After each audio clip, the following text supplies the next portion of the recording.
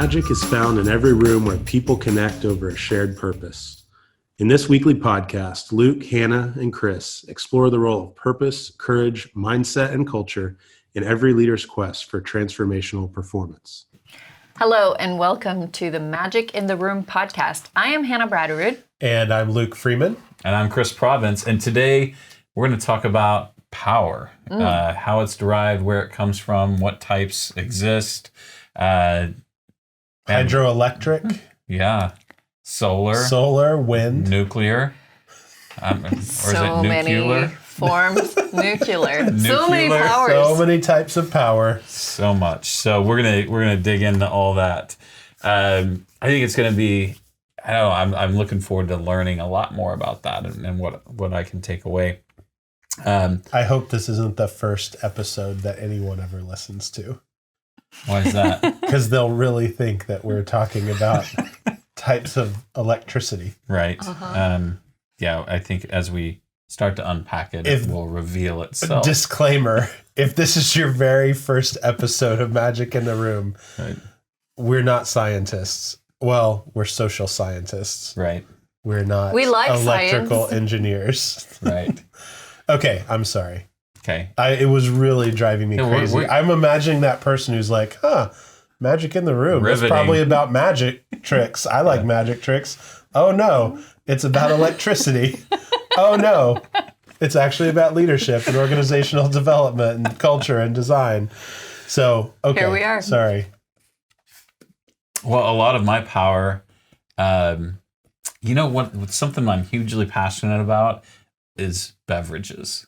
Like, I love the idea. I love prepackaged beverage, like how they're marketed, just different variations of the same thing and how they grow, just industry size. And I don't also how beverages like help me get through a day, or like simple joys of like popping the cap or the smell of a cup of coffee or whatever it might be, right? I think there's a lot of simple joy in beverages. So today's question I want to ask and learn more about you guys: beer or wine, coffee or tea? Is that we pick one of the four? I think it's It's two one of categories. each. So Okay. categorically, Okay. like adult beverage versus NA beverage. Okay. All right. I'm going to say beer, All right. as long as it's not an IPA. Oh. Which, like, that beard and the distaste for IPA are so... Just There's I some mean, cognitive dissonance It there. creates it. really bad Yeah. dissonance. got to keep you on your toes. Yeah, but you can't, that beard and wine definitely don't go together. So, okay, But so I would drink like any wine, but I wouldn't drink any beer. Oh. But oh. I would prefer beer if I just got to pick. okay, so what's your favorite? I like just a Shiner. Yeah, Yeah. that's not a bad go. Yeah. A little dark, a little hangovery if you overindulge. But now that we're older, we don't do that, right? Never. Out of the other category, Coffee coffee or or tea? tea? Coffee. Okay. You I'm not grind your a own huge I'm not a huge coffee drinker. beans? Like I didn't have coffee today and I'm totally fine. So are you a French press guy? Or are you this regular coffee maker We guy? do. So we kind of splurge on coffee. And this is more for Marla than for me. But every year for Christmas, I get her a subscription to Onyx Coffee, which is based in Northwest Arkansas. And they kind of have won all these awards and whatever. And so that's kind of a splurge that we have. So we get the beans and then grind them and make coffee. It's pretty good. Okay, so you love her enough to get her a Coffee of the Month Club membership every year. Yep. So you can quantify Yeah. my love for my spouse. Yeah. How much does that run you exactly? Yeah. Well, it's not cheap. I'll say that. Okay, so if I need to show my love, it's a good way to do it. I'm Okay, gonna write there that you go. down. I love you. Coffee of the Month worth. Yep. That's awesome. Thanks, Luke. Hannah, beer, wine, coffee, or tea? All right. So I would say wine for sure. I never thought I liked beer at all until I tasted like good beer, like expensive beer. But I'm allergic to barley, so it kind of messes with my stomach. And so I don't, occasionally I'll have a beer, but definitely more of a wine gal. And I wouldn't just have any beer, but I'm definitely more discerning about wines than I am about beers. Yeah. But I like, so I'm not going to pick one. I'm going to tell you what I like about both. Right. I like That's a violating the good rules. dark beer if I am going to have beer. Wine, a good Malbec. I've never met one I didn't like. So that pretty much is my go-to. But so red wine is probably my top. And then definitely coffee over tea. At least that's what comes first. So French press. I buy the beans from a local roaster. We got some great ones in Bozeman. Grind them fresh every morning in the French press. But then I've taken it up a notch. So I make my version of bulletproof coffee. So I put grass-fed butter and MCT oil and collagen and mushroom powder in the blender with my coffee and mix it all up. And that's what I drink at like 5 o'clock in the morning, and it keeps me till probably lunch or at least a late breakfast. Brain power, fuel, good to go.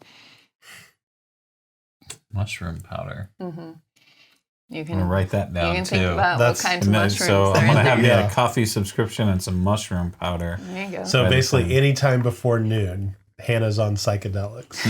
Exactly. Explains a lot of our calls. Amen. Yeah, I am beer or wine. Absolutely beer. We had Jake Keys on, like that Res Dog beverage. That at was some good Skydance, beer. I would drink they that make again. At Skydance is, it's just amazing.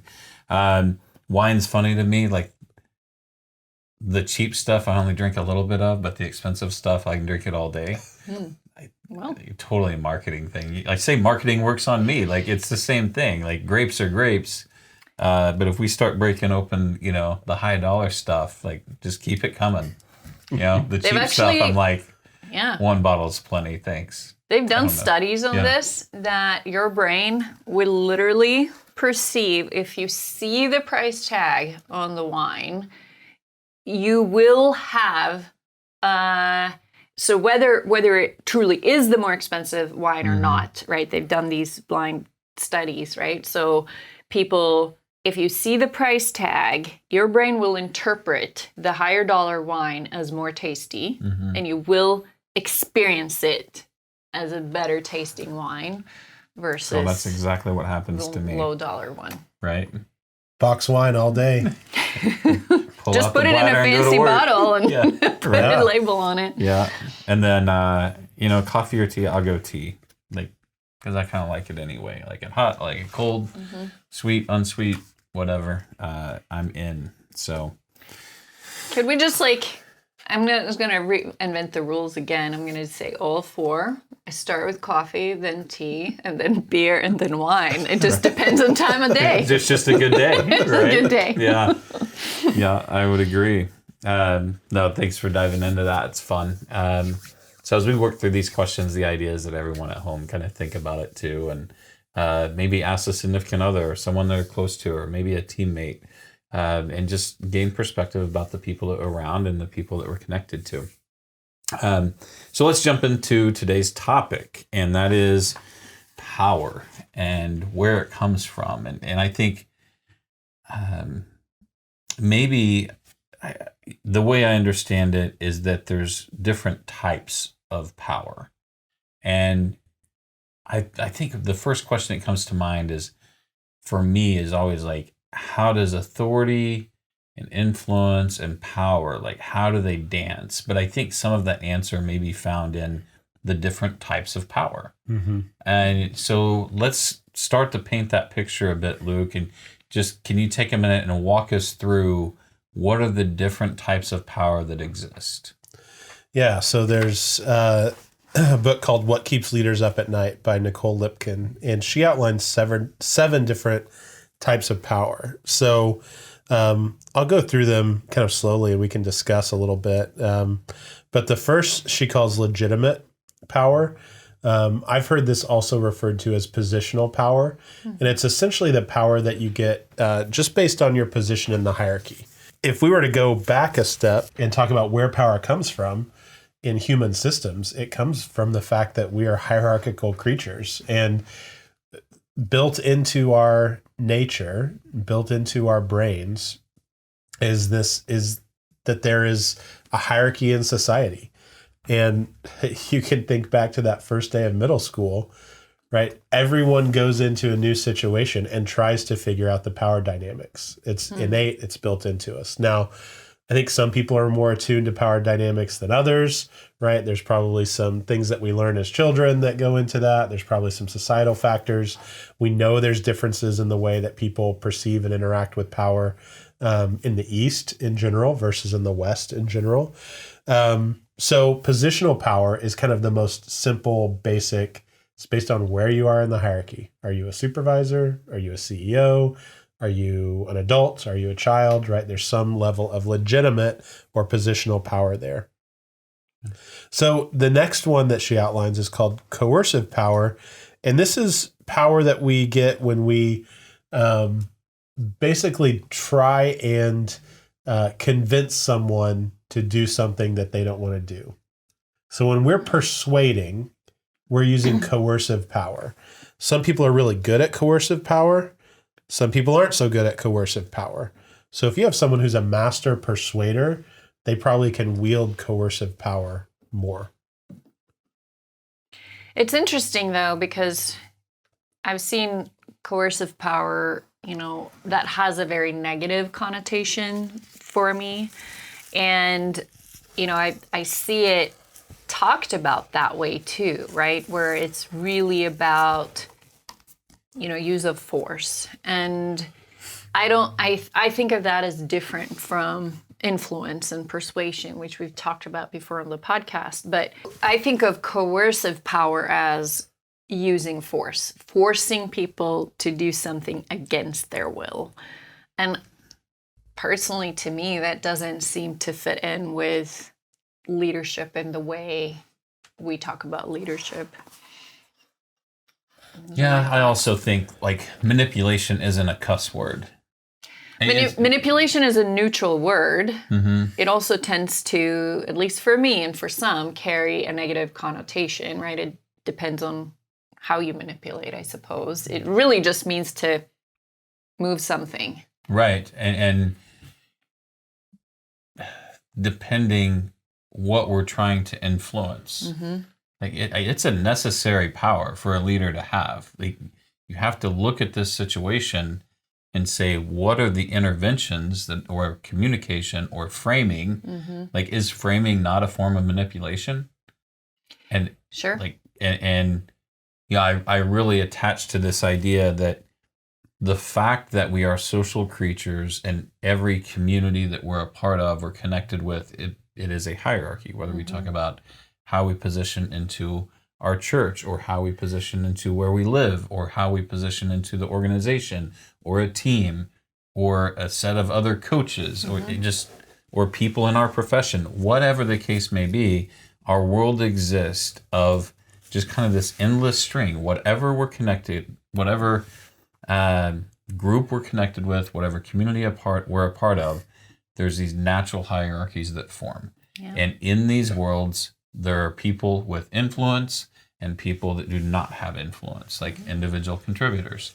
So it's a big step for us to accept that the world we live in is an endless string of hierarchies. Mm-hmm.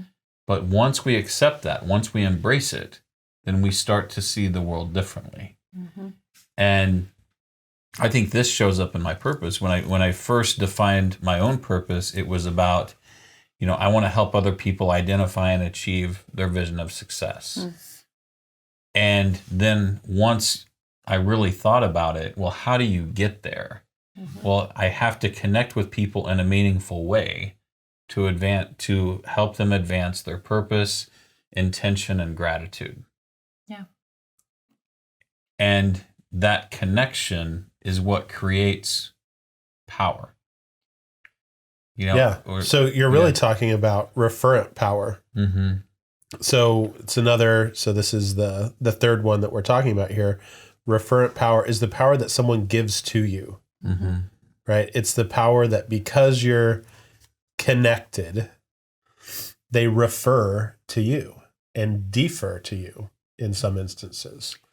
And it really is based on trust, at least interpersonal trust. Mm-hmm. Yeah. When we go into other ones, they're all based on trust as well. Even legitimate or positional power is based on trust that the system and the hierarchy itself is stable and provides predictability for someone, right? But this idea of referent trust that you're talking about is really based on that interpersonal connection that you have with folks. Yeah, and really the quality of the relationship, right? If I trust you enough and we have a great relationship, I will allow you to have power over me to some extent, right? And anyone that I'm in that sort of relationship with, I will allow them to be a source of influence in my life and to persuade me to go somewhere along with them.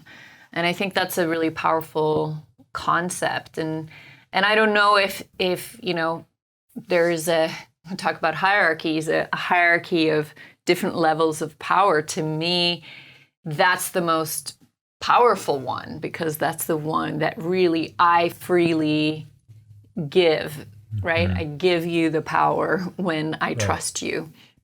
And this can be as simple as, you know, if you were to call me and say, you know, hey, I'm moving next weekend and I really need some help, like loading the truck. That's exercising referent power over me because I value the relationship, and I would change my schedule and not do things that I wanted to do and go do something difficult instead because I've given you that power. Like just because of our relationship, there's that power that exists that, yeah, I feel, you know, obliged to take that action if you were to make that ask. Yeah, and it's like, you know, I've got a speaking engagement here in a month or so that, you know, when I first got notice, hey, this is what's happening, you know, like you're the first person I reached out to because the subject matter and our proximity to one another, I know, hey, I can collaborate with Luke on this. I can go to his house, we can throw it up on a whiteboard, and he has that, you know, I do refer to him when we're working through mental models and how can we collaborate to make what I'm doing better, so that ultimately Luke shows up in how I execute. So definitely it is that willingness to say, hey, you know, would you be willing to help me with this? Because I understand you to be, one, I think you care about that success, you care about how I show up. But there's, I think, multiple types of power in play, because if I respect your ability to help me with that mental model, then there's also some sort of expert power too, right? Yeah, exactly. I mean, that's expert power comes from your experience, your educational level. If we see Luke as a subject matter expert in this area of the talk, right? He already has expert power in this example. Yeah, and so that's really the fourth type of power that Lipkin outlines, is this expert power. And so you can think of it in the example that you just gave, or if you want to put it in, you know, another work setting, it's someone who maybe they're the lead engineer for a project and no one else understands the science behind the project in the same way that they do. So they automatically have some sort of power when they walk into that project meeting to say, hey, we need to go a different direction because what we're doing is not going to work. Like they have the power that they can deploy in that way to change people's behavior. And I think closely related to that is this idea of informational power. You know, when we know something that someone else doesn't know, that is a source of power. Yeah. At least in a moment, in a situation, right? I think that can be very situational. Right. And that's, you know, we talk about this in sales a lot. You know, in the past, the salesperson used to have a lot of informational power because they were the sole holder of all the information about the product and the service, and the consumer was uneducated and didn't have that same level of information. And so there was this power differential with the salesperson was seen as the expert. And that's not necessarily the case anymore because consumers are so much more savvy because of all the information that's available to us. So it's a much more symmetrical relationship now between seller and buyer, where you can't always leverage that informational power in the relationship. Yeah, and Lipkin talks about informational power as being probably the hardest to hold on to. Mm-hmm. It kind of has a date stamp on it, right, where, the information you have is going to spoil at some point. Either it's going to get out another way or it's going to become irrelevant. Mm-hmm. And so it's not a source of power that you can really build a career on or build a complete reputation around unless you're, a lead researcher that's always coming out with new projects or coming out with new data. Well, and I think if leveraged correctly, if you find yourself in a situation of having informational power, informational authority, I think one of the best strategies is to go ahead and deploy that information amongst the team, amongst other people that can, make use of it to people that it adds value to. And in kind of transposing or transforming that informational power into expert or referent power. Yeah. Right? Now position myself differently because I'm sharing information, because I want to bring you into this fold. Now I'm building a relationship and creating more sustainable value or sustainable types of power for myself or my ability to influence. But when I think about informational power, it also kind of rides along with that coercion.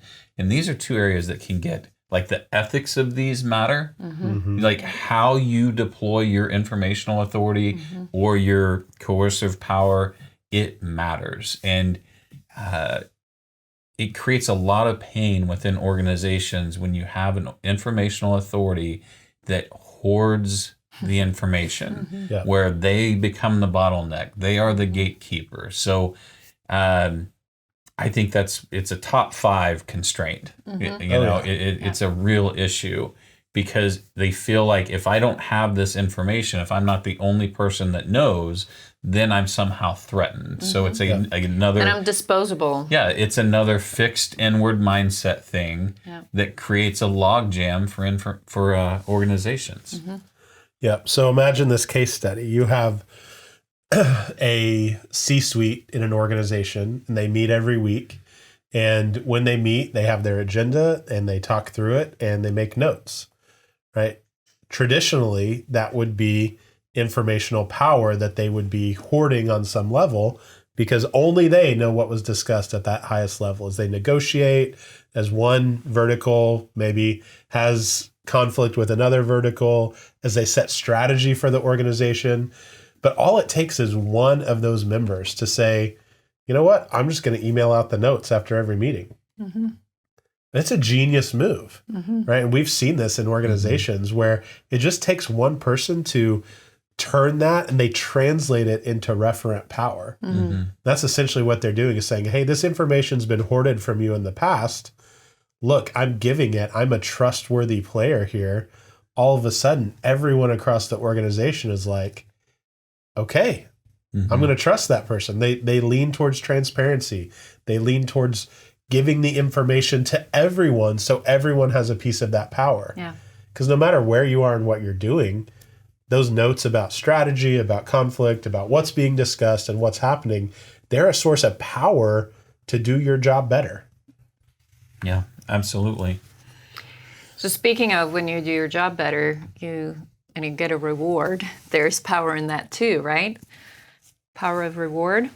Well, and who has the authority to issue reward, right? They, as I look at most organizations, I mean, some are really intentional about having that here's our once a year award, here's our quarterly award structure, here's our peer-to-peer award, here's what happens every month, and having a fully integrated reward system, whether that's service programs, recognition, performance plans, things like that.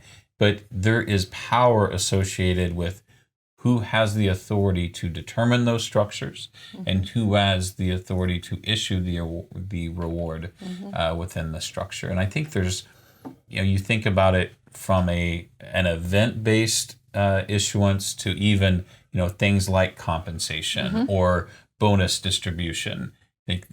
Whoever gets to decide that. You're talking about people's livelihoods now, right? So that has big influence on people's lives.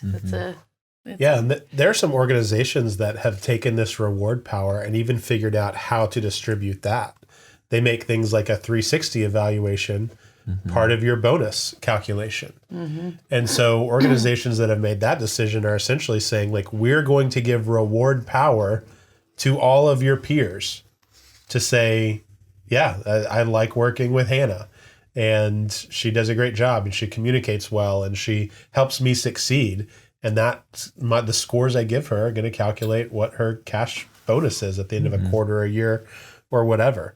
And I think we all know there's a lot of organizations that hoard the reward power too. Yep. Sure. And only leaders, sometimes not even the direct supervisors, sometimes it's a divisional or a department leader, really keep that power to themselves and say that they're the ones that need to be pleased if you're going to get that reward. So the last type of power that we haven't talked about yet is connection power. And this is the ability to be a boundary spanner. And if you don't know what that word is, it's just a nerdy way to say someone who knows a lot of people and is a connector inside a system or inside a group or organization. And so these boundary spanners, they have connection to, oh, well, you should go talk to Hannah about that. She's great at this. Or, hey, I know that Joe has an extra monitor laying around. So like, you should go talk to him if you need one. And having that ability to connect people to different places and things. Yep. And I was really talking about social connection, but even like, can you get your product from Colorado to Utah? Right? If I own the connection power to be able to move the product, right, then people probably are going to come to me and listen. I have some sort of authority. Now, this is maybe one of my favorite kinds of power, maybe because it's one of those that I, maybe even just part of my purpose and what I do is like look for what's great about people and then be able to connect that with somebody else that needs that, right? And so being able to be a connector is really valuable to me, right? Knowing who's in my network, what are their strengths, what are they good at, and every time I meet a new person, I think about, oh, this person really should meet so-and-so, right? And maybe it comes from being a salesperson and seeing the value in that. It's also something I work with a lot when I train sales teams is how can you offer value to your network, because your network is incredibly powerful, not just in sales, but in general for success in life and business. But one of the most important things you can do to add value to a network is to be able to provide introductions, right? If I can introduce you to someone who can change your life in some way, or that can help get your product out on the market, or can help you learn a skill that you need to learn to move to the next level. If I can make an introduction to someone else who can be of value to you, that's a tremendous value, right? So that's something we can give freely and build a lot of value for our respective networks. Absolutely. And I think the idea here is if you are a leader that exhibits other types of power, especially like referent power, expert power, then, if you serve other people in a particular way that is held in regard, then it's kind of what leads to connection power. Right. And hey, I know that, Chris, you've helped me with X and Y. Do you know anyone that can help me with Z? And So there's a piece to that as far as introductions, and if you can be trusted to do one thing, you can be trusted to help with another. There's that idea, but also, connectors really have this ability to see tiebacks between seemingly unrelated things. So when we're looking at product, when we're looking at go-to-market strategies, like it's those folks who can not only say, this is a great idea and I'm bullish on it, because they can also look at innovation that's unwarranted and say, yeah, I get why you're doing it, but a neat idea isn't necessarily a good idea. Yeah. And I always go to like individually wrapped hot dogs. Like, what an awesome, neat idea. But there's just no need for that disruption or innovation. So those connectors can a lot of times look at that individually wrapped hot dog and go, yeah, there's really no need for that. And the chances that people are going to pay more for an already like poisonous crap product that is delicious, especially when fried. It's just like the connectors are able to avoid like getting us in bad situations. And so what we look for, hallmarks of people with a lot of connection authority, they do tend to be high IQ. They have a substantial amount of trait openness. They're really able to broaden their mind and say, is there a world where, or what happens if we deliver this? You said high IQ. I think high EQ is important there too, right? Sure. To some extent. It doesn't rank quite as high on the scale for success in that particular area.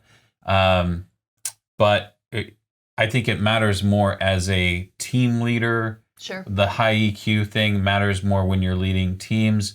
I think the IQ matters more if you're entrepreneurial, if you're leading that independent organization. That's the way the science reads. Anyway. Yeah. The way that I interpret that is that if you're a connector, you're essentially conceptualizing all the time. Right. And seeing how does this thing relate to the seemingly unrelated other thing. Yeah. And the fact that I can make them relate and figure out how to leverage thing one and thing two to help one another, is where the connector provides value and gains power. Yeah, it's almost like some sort of spatial reasoning for performance. Yeah, I like that. It's something like that, which... So I want to explore for a moment, like we've covered these different types of power. Like, what's your take on like how do power and authority play together? Like, is that the same thing? Like, where does influence come into play? I'm just wondering, what is your take on that? Is power and authority the same thing? They're related, but they're not the same. And I think we talked about legitimate power first, right? So with legitimate power comes some level of authority. It's, you're at this level in the hierarchy, you have, by the rules that we've set for our organization or that exist in this hierarchy, you have a certain level of authority based on your rank in that system. Yeah, and I think we all can think of examples where someone has authority, so they have this legitimate positional power, but they really don't have much other power. So you think about like a lame duck politician who maybe has been unpopular. Like no one likes them, no one thinks they have much expertise. They probably do have some connection power just based on their perspective in the world, but really all they have is authority, right? Yeah. They've got to sign the bill. They've got to pass it along to the next person. We see this in organizations too, like those leaders that no one on their team respects them, but they've got to be the one that signs the payroll, right? Approves their hours every 2 weeks. All they have is that legitimate positional power, probably some reward power as well. Sure. And I think you can have positional authority without a lot of influence. you can also have influence, but without formal authority, you may not have the power to make certain decisions, right? And so you talked about frontline employees or individual contributors. I think individual contributors can have a lot of influence, but they don't have formal authority often to act on, to make decisions for the team or for the organization. And so, and I keep thinking back to, one of in our network, Steve Laswell, who's been an influence in all of our lives, right? One of the things that, he talks about this leadership is the ability to give up control in order to gain influence. And so I think you can have a lot of influence even if you don't have the legitimate power or the authority necessarily. Yeah, so let me feed that back another way, because here's what I'm hearing. By the rules of power set forth officially, authority would tie to being authorized. So in this hierarchy, I am authorized to do X, Y, or Z, therefore I would have authority over whatever that domain or subject matter might be. If I interpret it and kind of internalize that, because I write the rules of who has power over things under my purview, I can also set those guidelines and give authority to people over whatever domains I control. So I think it's something that, as I internalize it, and this is my position, and it doesn't have to be anyone else's, yes, authority is provided by the black and white rules written within a hierarchy. Also, I can choose to give authority based on a hierarchy that I reside within.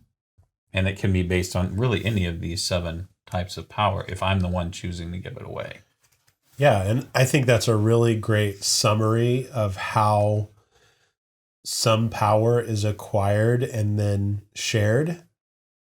And I think it would be good for us to explore the other scenario, which is, I don't have that authority. So how do I create, store, and use power and share power?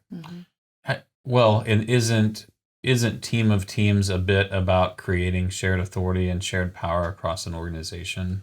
Yeah, it's the example we gave earlier. If you share information transparently across the organization, you're sharing power with everyone to be informed and make the best choices possible.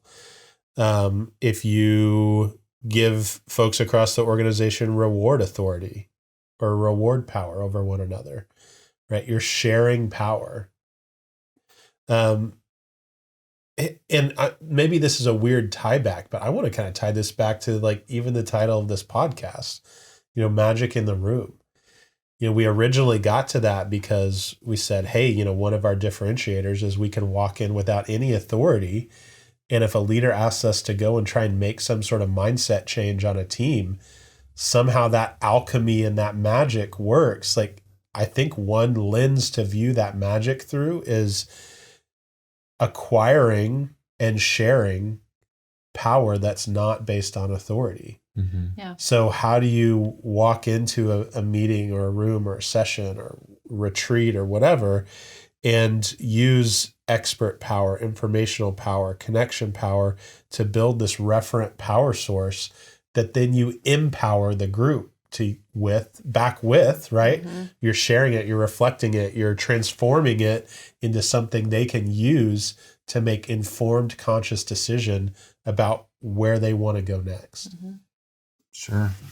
And that is absolutely the magic. And also, I think why strategic clarity, brand architectures, why those are so important to be explicit is if we're going to share authority, what we believe has to be explicit. That way people have confidence in how they're directing their effort and using their discretion to move us forward. Yeah. They have to have confidence in that. So again, it seems almost every discipline we speak to ultimately ties back to we have to be explicit about our purpose, our designed intent, and our how we want our business, our team, or this particular hierarchy to show up within the space that we exist within. Yeah, that's huge. Like, I want to repeat that back because I think you just said something that I don't know if I had made the connection before.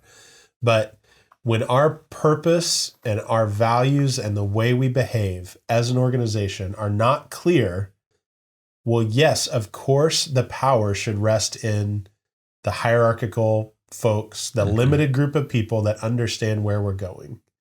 But if our purpose and the way we're going to fulfill that purpose is clear, socialized, aligned across the organization, why would we not then empower every single person to execute on that purpose?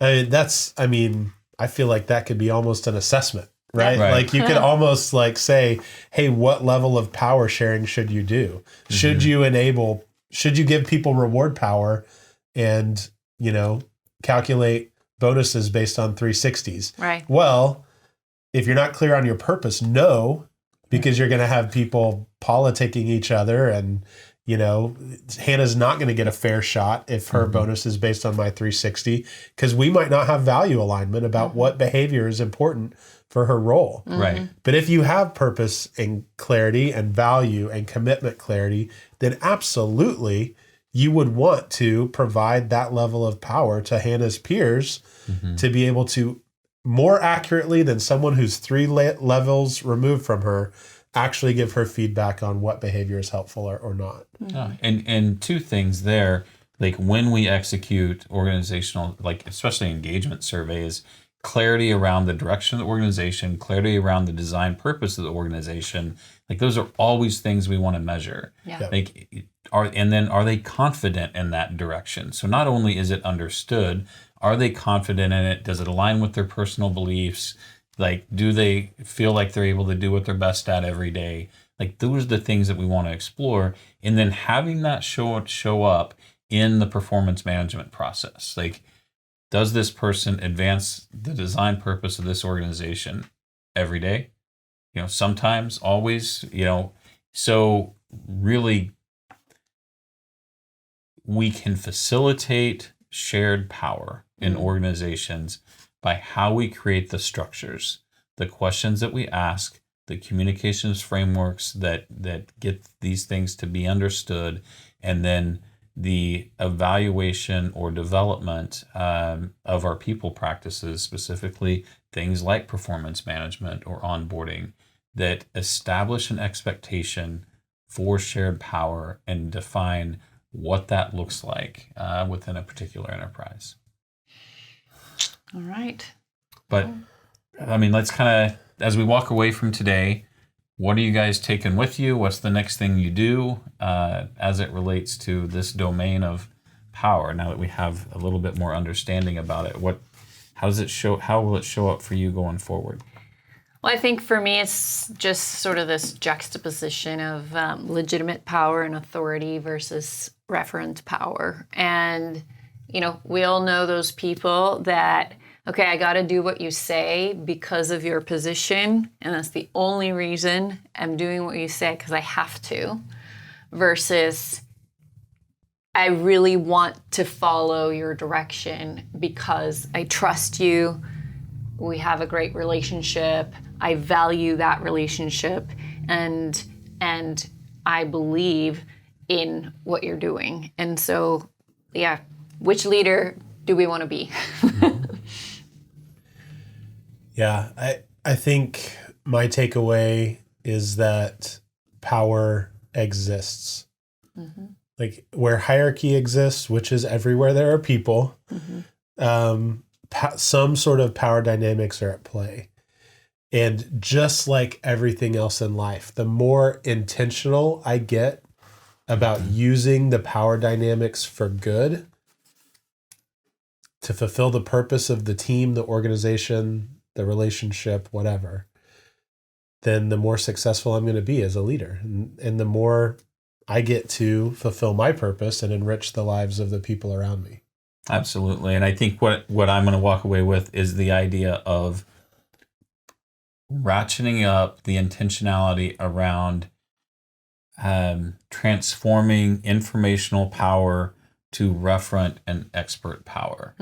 I think that's low-hanging fruit Yeah. that can advance my effectiveness as a leader.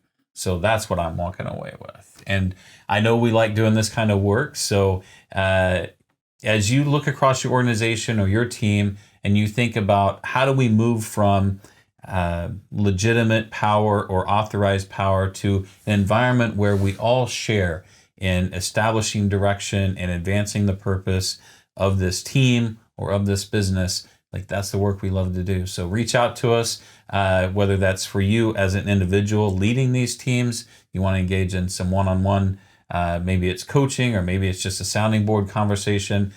Would love to do that with you. If you'd like to workshop with your team, we do that too. So thank you all for connecting with us. Thank you, Luke. Thank you, Hannah. And until next time here on Magic in the Room, have a great day. Have a great day.